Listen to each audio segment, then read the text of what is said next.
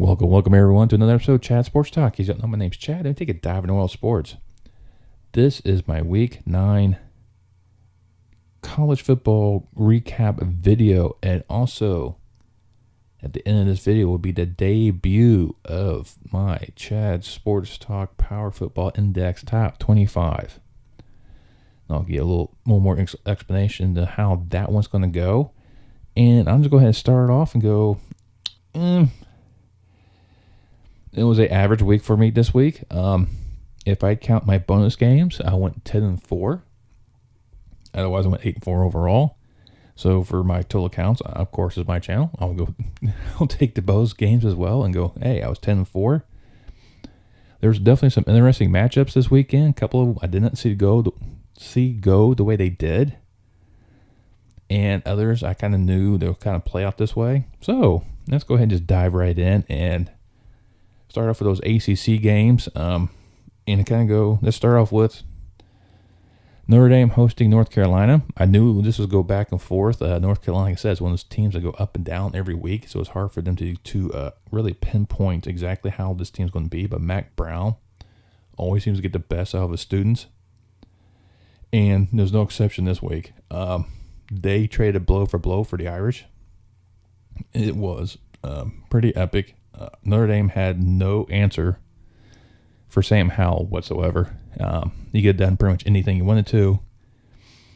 And most of his damage he did was on the run. They couldn't tackle him. I mean, he's a quarterback, and they couldn't tackle a flipping quarterback. So it was a epic showdown between these two. Notre Dame was able to outlast them and win 44-34. Then we head out to Provo, where Virginia went to go visit the BYU Cougars, and apparently somebody decided to play NCAA 14 and use some cheat codes or whatever, because this game was just unrealistic. It was just how many points were scored, and it was absurd. First quarter, BYU was up 21-7, and then the second quarter, Virginia posted 35 points. 35. In the second quarter alone. What? The fourth quarter, that's when things ran away. And, Tyler Algier from BYU had an epic game. He had 266 yards on the ground and 5 touchdowns. That's right, 5 touchdowns on the ground. And BYU outgunned Virginia 66-49. I mean, what? I don't know the type of weekend college football was this weekend. And then Miami has started to start playing football again. They went into Pittsburgh, took it to Pitt early, and was able just to hang on against it. I mean, they were up 31-17 at halftime. I mean, it was horrible being a Pitt fan.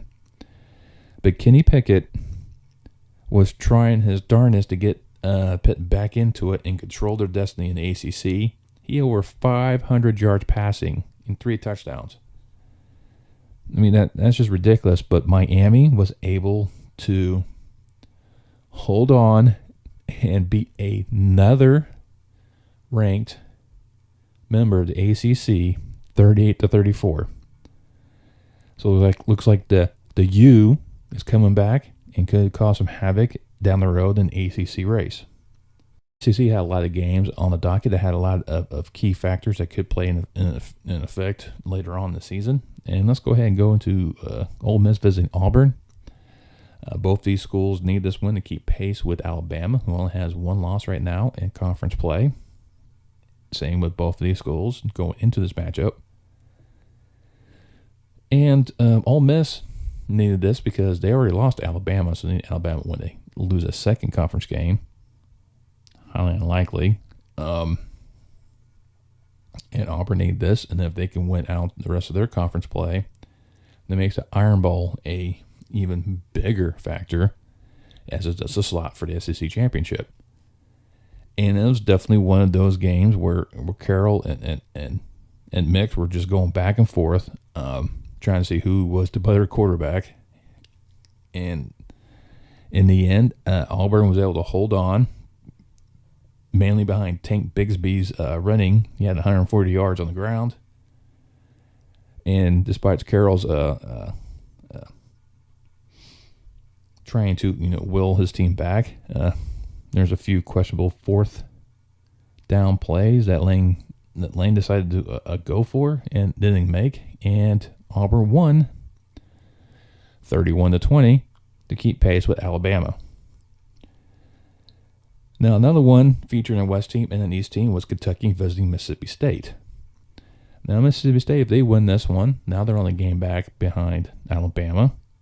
But they'll need a lot of help to get there, and I don't see that really happening. And Kentucky need this to keep pressure on Georgia. I thought Kentucky would do it, but Will Rogers of Mississippi State had other ideas. Threw for 344 yards and a touchdown, and it was just nothing but Bulldogs everywhere. Took it to the Wildcats, beat them down 31-17. So now that makes that game between Florida and Georgia even more important, because if Georgia can win, thanks to the Kentucky loss, they will punch their ticket to Atlanta for the SEC championship. And they struggled early against Florida. Florida came to play. Of course, this is a key rivalry between these two schools right there in Jacksonville, Florida. So they're going to come and bring their best effort, because this is an annual grudge match, and players will step up. And Florida was giving Georgia fits. It wasn't until that second quarter where they racked up 21 points, pretty quick succession, thanks to a pick six as well. And Georgia was able to methodically go through and beat Florida 34-7 to punch their ticket to Atlanta for the SEC championship. This is still the best team in the country, so things will continue to shine for this program as we move forward. Now we're going to head up to the Big Ten, and there was a lot of big games in this one. Let's go ahead and start with a couple of East showdowns. So you had Notre 20 Penn State visiting Ohio State. Penn State's already lost 2 straight conference games. Ohio State was favored pretty big. I said don't take Penn State for the points, because Penn State would give Ohio State fits, and they definitely did that. Ohio State was able to do enough to kind of keep the distance away, and to beat Penn State 34-24 behind the arm, on the legs of Travion Henderson, who had 152 yards on the ground and a touchdown. So make sure they remain undefeated in conference play. And then we head up to Michigan, where you had undefeated Michigan and Michigan State going at it. Both of them in the top 10. I think first time this happened since like the 40s. And this was an epic showdown. And Jim Harbaugh has once again shown he is not the best coach in the state of Michigan. Cade McNamara tried his best for Michigan. He had 383 yards, 2 touchdowns, but some costly turnovers, especially at the end of the game where they had an interception they were trying to drive, and Michigan State beat Michigan 37-33. They remain undefeated, and if Michigan State and Ohio State maintain this pace, their matchup towards the end of the year will be an epic showdown. And then out west in the Big Ten West, Iowa will visit Wisconsin, and I thought Iowa will be able to rebound from this one, from their, getting, caught short, had a week off to prepare, and the Badgers decided to start playing football again, and they just manhandled Iowa. It was a grueling matchup, and the defense just contained Iowa to only 7 points, and Wisconsin them to win 27-7 to keep pace with Minnesota in the Big Ten West. So the Big Ten is shaping up quite nicely with those matchups. Let's go ahead and head down over into the Big 12 country. And the main one I covered was Texas visiting Baylor. Texas has shown that they can start a game and be competitive in a game. They can never finish the game. Guess what? Texas started to be competitive in the game, throughout the game, and then they couldn't finish the game. And Baylor, on the legs of Abram Smith, who had 13 yards and a touchdown, beat Texas 31-24. Then one of my bonus games was Iowa State visiting West Virginia. I said West Virginia could upset Iowa State, and they did that. It was Jared Doge was just phenomenal against Iowa State. Had 370 yards, 3 touchdowns. It was just, and then Bryce Ford Wheaton had 2 of those touchdowns for 106 yards. West Virginia was too much for Iowa State, ended up winning 38-31. And of course, Oklahoma now under new leadership at quarterback with Caleb Williams, who had an epic day with Texas Tech.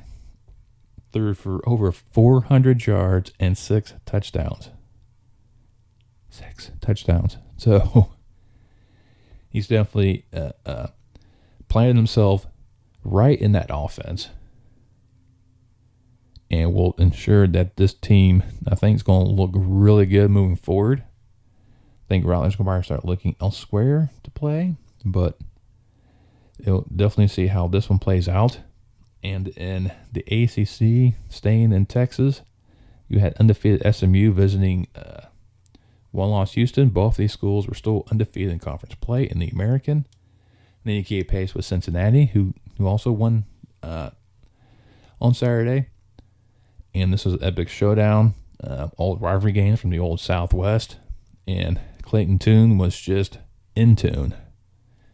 He was just phenomenal. Over 400 yards passing, 4 touchdowns, 3 of those TDs went to Nathan Dell, who also had 165 yards receiving. And Houston gave SMU their first loss of the season, 44-37.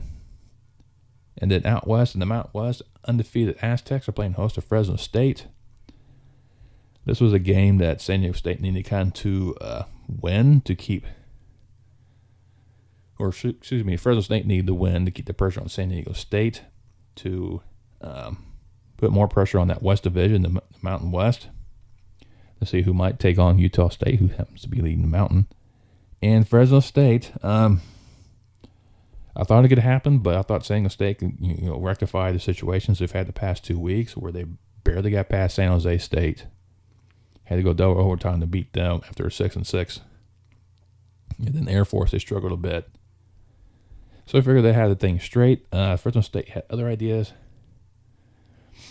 They came in and just pretty much took over. Jordan Mims was, the focal point of the Fresno State attack. He had 186 yards on the ground, 2 touchdowns. Hainer was pretty good as a quarterback. He had over 300 yards with only 1 TD. Josh Kelly was another key receiver for him, who had 107 yards. And Fresno State was a methodical and just kept San Diego State flustered throughout the game. Didn't really break too much, and Fresno State won 30-20.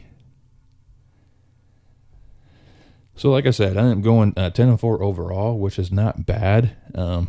You see a lot of these conference races are starting to tighten up. You start seeing the cream rise to the top as the saying will go. So it's only a matter of time for you'll see these, like I said, these matchups getting better and better as the season progresses, as you're looking for teams to really start making that conference championship run and hopefully a college football playoff bid. Now I'll go in and thank you all for waiting to the very end. This is going to be my debut of my top 25. Basically, it's a point system where certain games give you a certain amount of points, and if you lose them, you lose a certain amount of points. And it's the best way to kind of determine, not really the best way, but it's a way to kind of determine who's going to be a top dog. So for wins against a Power 5, you get 3 points. The Group of 5 is 2 points. FCS is a 1 point. If you lose to a Power 5 school, you only lose 1 point. a group of 5, 2 points. FCS is 3-point loss. You also get a fourth of a point in overtime losses. So it kind of play, give schools that battle and only lose an OT, and then also get a strength of schedule, a strength of victory. Of course, strength of schedule is the combined winning percentage of your opponents. Strength of victory, combined winning percentage of the teams that you beat. Quick note: any FCS schools in that schedule, only that game will count for strength of schedule, strength of victory. Even if that school ended up playing 3 or 4 different FBS schools, only the game that you played them against will count. And all the scheduling points are all averaged by the number of games played. So yeah, you can have a negative points, which is normally reserved for your bottom 10 teams. So we'll start this process off, and I'll kind of throw up these